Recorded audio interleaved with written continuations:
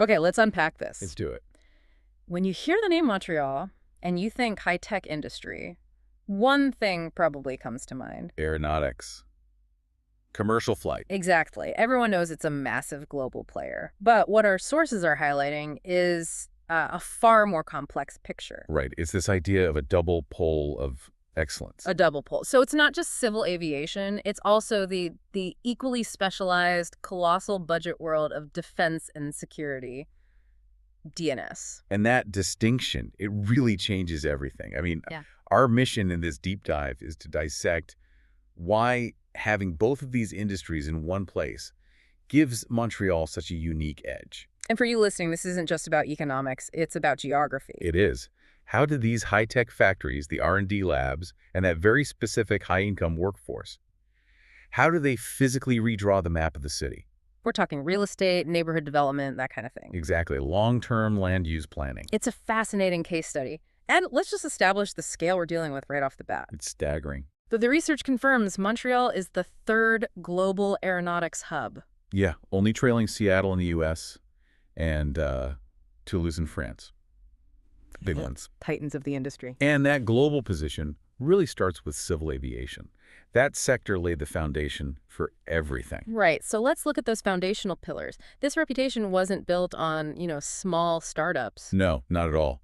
We're talking about industrial giants. Yeah. Institutions that physically anchor the entire region. So names like Bombardier with its focus on business jets. Pratt & Whitney Canada, the engine powerhouse. CAE, the world leader in flight simulation. And then there's the head office of the International Civil Aviation Organization, ICAO. Which is right downtown. That's a huge piece of the puzzle. And that physical presence, it dictates the scale and, I guess, the quality of the jobs? Oh, absolutely. When you look at the numbers from Aero Montreal, they show about 42,500 direct jobs in the greater Montreal area. And let's not just skip past that number. Right. These aren't just any jobs. They're highly technical, predominantly very well-paid positions. Right. With average salaries way higher than the Quebec average. Which means a constant injection of some serious purchasing power into the local economy. And that economic weight, it translates directly into a massive innovation engine. I mean, the R&D investment is huge. It's over $1.7 billion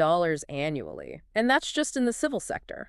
Yeah, to put that in perspective for you, that's a level of concentrated R&D spending that puts Montreal's cluster on par with major high-tech hubs around the world. And all that money is feeding research, it's designing the next generation materials, it's driving manufacturing. And for a global sector like this, connectivity is everything. You have to be connected. You can't be a top 3 hub without it. And the Montreal Trudeau Airport, YUL, it's not just a travel hub. It's the main logistics and, crucially, the recruitment engine. Before the pandemic, what was it, over 20 million passengers a year? Well over. And that high volume shows the city's international appeal, which is absolutely critical for recruiting the foreign experts and engineers you need to run these operations. Okay, here's where it gets really interesting, though.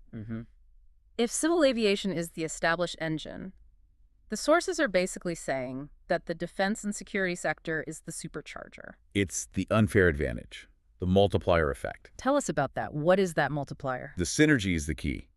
The DNS industry integrates with the civil sector, but it brings something absolutely vital to the table. Which is? Stability. Civil aviation is cyclical. It goes up and down with passenger numbers, global trade. Right, whether companies are buying business jets. Exactly. Yeah. DNS contracts, on the other hand, they're backed by national governments. They're tied to long-term procurement budgets. So it's a stable, predictable flow of money. A foundational, non-negotiable budget that keeps the specialized talent and the supply chain running smoothly, even if it's a bad year for commercial sales. And this isn't just a theory, it's happening in the same companies. Yes, we're talking about dual-purpose organizations. CAE, Pratt & Whitney, even a major player like Rheinmetall Canada, they operate in both civil and military worlds at the same time. Creating that true multiplier effect on the economy and on innovation. Absolutely. And think about the workforce it requires. The DNS integration means the region needs skills that go way beyond traditional aeronautical engineering. Okay, like what? Well, if you're developing secure military communications, you need experts in cryptography, in cyber defense, and increasingly in very sophisticated AI. So it just elevates the entire regional talent pool. It does. And let's look at the R&D numbers again, because they're really striking. We had the $1.7 billion from civil aviation, which is already huge. It is, but the intensity of the R&D spending as a percentage of revenue in the Canadian defense sector is about 4 times higher than the manufacturing average. 4 times higher. That's an incredible focus on innovation. It's immense. Total R&D for the Canadian defense industry is over $440 million a year, and that money is critical for the Montreal ecosystem. It's going straight into the universities. Right. It directly fuels research at places like UQAM, Polytechnique Montreal, McGill, which are the engines producing the next generation of engineers. And that stability, that's what draws talent from all over the world. High wages and job security that don't just depend on whether people are flying for vacation. It solidifies Montreal's reputation as a top-tier talent hub. And just to zoom out for a second, on a national scale, Quebec gets a huge share of the benefits. In recent years, the Canadian defense industry contributed over $9.6 billion to the national GDP. and tens of thousands of jobs. 81,200 jobs nationally. And because of this double pole structure, Montreal is basically a core strategic asset for the whole country. Okay, so we've established the money, the billions flowing in, the high salaries, the R&D, but that money has to go somewhere. Right. So now let's talk about what this concentration of wealth and jobs means for you, the resident. The physical footprint this leaves on the city, land use, real estate. And if you have tens of thousands of highly qualified, consistently well-paid people in one area, You're going to see an impact on the real estate market. unrelenting pressure, the sheer demand from this stream of high-income workers drives up prices and dictates what kind of housing gets built. And it's not just generalized pressure, is it? We're seeing 2 distinct trends here. We are. On the one hand, there's high demand for single-family homes, high-end condos, especially in neighborhoods close to the major employment centers. So we're talking about places like the borough of Saint Laurent. Saint Laurent, yes, which has several major facilities. Longueuil on the South Shore, where Pratt & Whitney is headquartered. And even out to places like Mirabel. So the factory locations are shaping suburban housing demand. Exactly. And that creates this fascinating dual influence on urban planning. A dual influence. So First, you have this outward force, the factories and the industrial parks. Saint Laurent, the North and South Shores.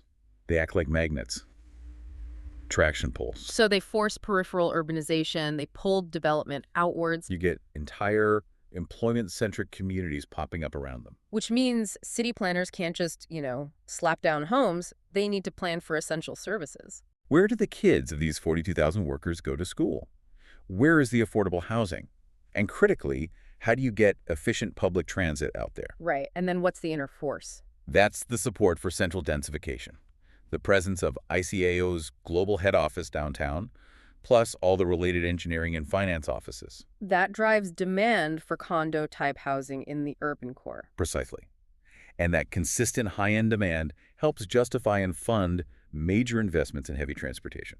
Like expanding the metro lines. Or building the new AirM light rail network. So the industries are pushing growth both in the center and on the periphery. And the infrastructure that the DNS sector needs, that has a spillover effect. Oh, a massive one. Yeah. Defense operations, they require incredibly robust infrastructure. Like what? Secure energy grids. Secure energy, high-capacity fiber optics, modernized roads for heavy logistics. These demanding industrial needs lead to high-quality public services in those peripheral areas. That benefit every single resident, whether they work in the industry or not. It's a classic case of high-tech demanding high-spec infrastructure and the general public getting the residual benefit. Okay, before we wrap up, I think we need a final snapshot of this synergy to really bring it home. Yeah, let's look at the company examples again. Because that's where you can really see how the technological and industrial overlap works. The power here is just the sheer transferability of expertise.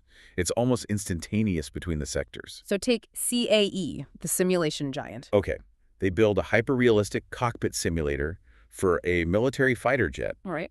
complete with electronic warfare systems and high-fidelity graphics. And then they can turn around and... use that exact same VR software architecture and that same systems integration expertise to train a commercial pilot on a new Airbus.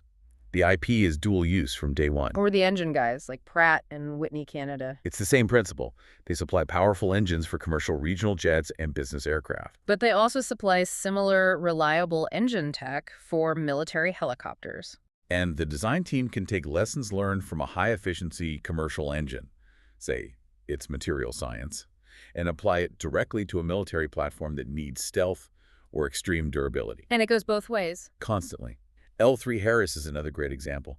They're major players in navigation, avionics, electronic warfare systems. Highly specialized stuff. Very. But the core technology, precise geolocation, secure data links, it serves commercial markets for better flight safety and defense programs, whether they're on a ship or in the air. Even a company like Bombardier, which is focused on business jets now, still plays a vital role. A subtle but vital one. Their expertise in designing and integrating really complex systems into a single, reliable platform is highly relevant to defense aerospace, even if they aren't building a fighter jet today. And then you have someone like Rheinmetall Canada. Right, who are specialized in land and weapon systems, but they integrate those systems onto military aerospace platforms. So it strengthens the whole local manufacturing ecosystem. It makes it more resilient. More diversified. It serves a wider array of specialized clients. Okay, so if we connect this all to the bigger picture. The undeniable strength of Montreal is this constant flow of innovation and the colossal, stabilized economic weight you get from having these two high-tech industries feeding into one another. And it's important to stress this didn't happen by accident. No, not at all. This advantage is sustained by intentional, massive investment. We're talking hundreds of millions of dollars from public and private funds. Like Quebec's Strategic Action Plan and federal programs? Exactly. These are specifically designed to maintain this competitive edge and to foster this double pull. It's a deliberate, long-term economic strategy. And the outcome for the city is crystal clear. This integration means stable, high-value jobs. It drives massive investment in R&D and modern infrastructure that benefits everyone. It really does. So for you, the listener, I guess the question becomes this. How can other cities around the world intentionally foster these kinds of dual-industry double pull? Right, where you have two specialized, stable, high-tech sectors that mutually reinforce each other. To achieve not just economic growth, but also structured, modernized, and I think truly resilient urban development. That's something worth chewing on as you look at your own city's future.